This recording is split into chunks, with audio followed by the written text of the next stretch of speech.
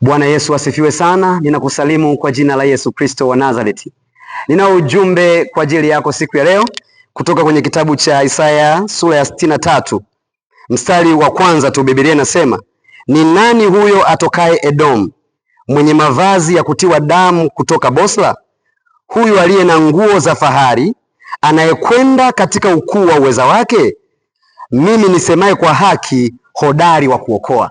Nataka nizungumze kidogo siku ya leo kwa habari za Yesu Kristo ambaye ni hodari wa kuokoa. Inawezekana umewahi kuokoka kwenye mazingira tofauti tofauti, au kuokolewa kwenye mazingira ambayo ni magumu, pengine na mtu au na fedha au na kitu chochote. Lakini leo ninakupa habari njema za Yesu Kristo Mnazareti ambaye ni hodari wa kuokoa. Maana yake anaposema ni hodari wa kuokoa, anaweza kuokoa watu wa kila aina. Anaweza kuokoa watu wa kila rangi, anaweza kuokoa watu wa kila kabila, na anaweza kuokoa watu wa kila lugha.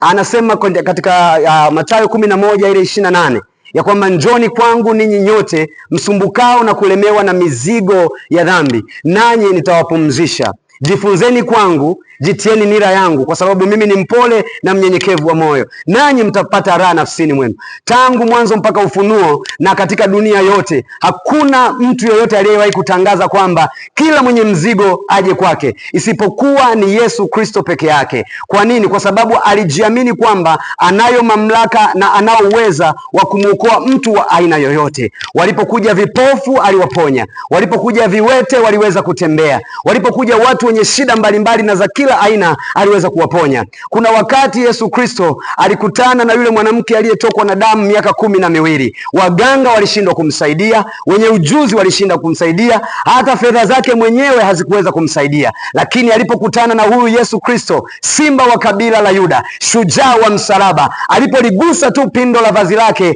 akaweza kupona ule utokaji wa damu. Ndio maana nasema ni hodari wa kuokoa. Maana yake hata mate yake tu yaliweza kuokoa, vazi lake liliweza kuokoa. Kila alichokuwa nakifanya kilikuwa kina wokovu ndani yake. Biblia inasema wakati fulani Yesu, wakati anatembea na wanafunzi wake kwenye kile kitabu cha Luka, alikutana na mjane mmoja aliyefiwa na mtoto wake, alikuwa anaitwa mjane wa Naini. Na alipokuwa anafatana na ule msafara, Yesu akawasimamisha, na alipowasimamisha wakazani kwamba anataka kuwasaidia kubeba. Kumbe hawakujua kwamba wamekutana na hodari wa kuokoa. Na aliposimamisha ule msafara, haikuwa mazishi tena, bali iligeuka kuwa sherehe. Nataka nikuambie mchana wa leo ya kwamba unapitia jambo gani, yupo hodari wa kuokoa. Haijalishi unapitia jambo zito kiasi gani, wewe muite yeye, naye atamaliza shida yako. Kama unaamini ya kwamba Yesu anaweza kukusaidia, unaweza ukaungana nami katika sala hii. Sema, Bwana Yesu, ninakuja mbele zako, mimi ni mwenye dhambi,